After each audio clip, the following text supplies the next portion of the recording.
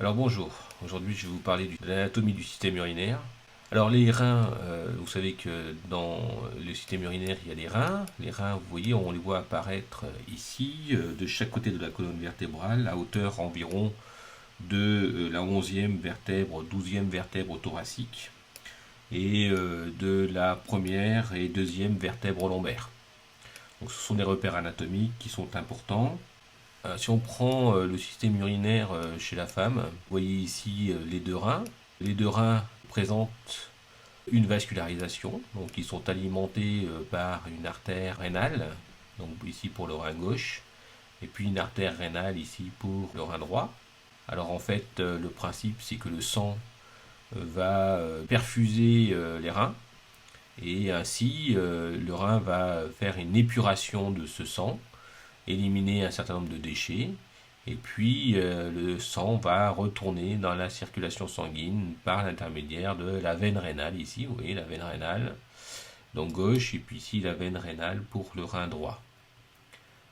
Alors les reins ont pour fonction de faire une épuration du sang, la constitution de l'urine, qui est éliminé dans le bassinet. Et puis le bassinet va poursuivre avec l'uretère. Donc là vous avez l'uretère gauche, pardon, et ici l'uretère droit.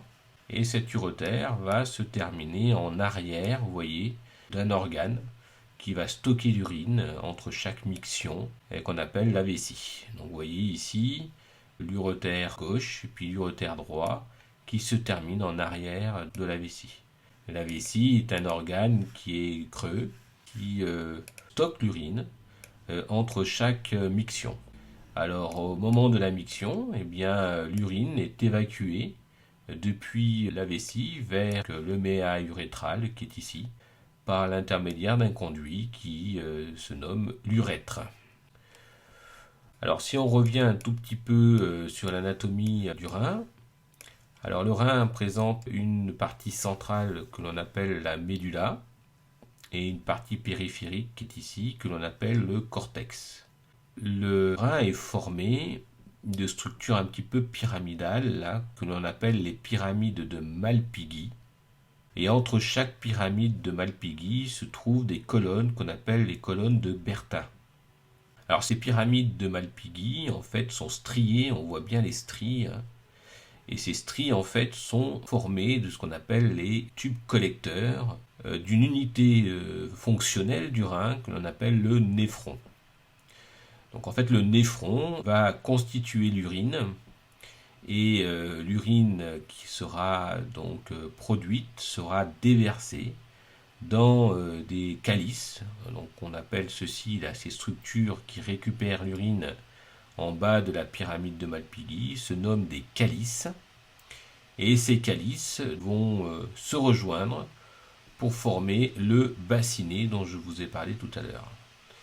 Et que l'urine qui est produite au niveau des pyramides de Malpighi sera déversée dans les calices, va rejoindre le bassinet, que l'urine va rejoindre les uretères pour finalement finir dans la vessie à ce niveau-là.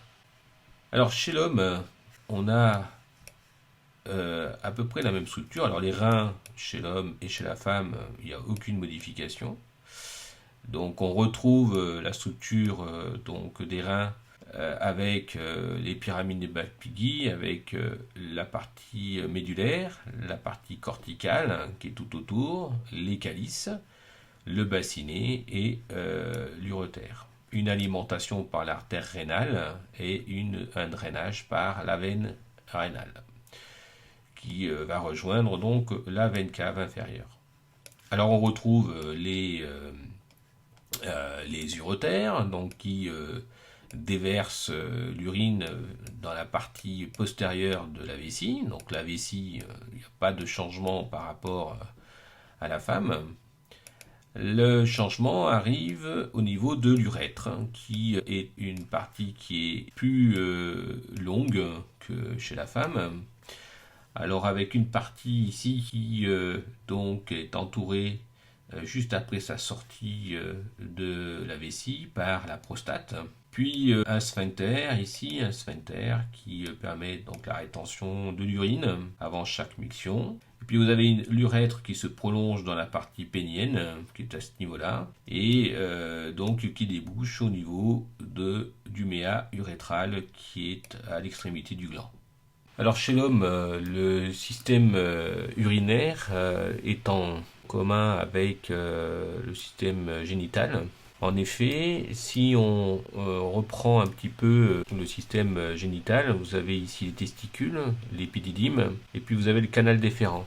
Et on voit que le canal déférent va finir par rejoindre la prostate, et dans la prostate, ce canal déférent va fusionner avec l'urètre. Donc à partir de la prostate, eh bien l'urètre est commun avec le système génital. Donc on parle, c'est pour ça que l'on parle souvent du système urogénital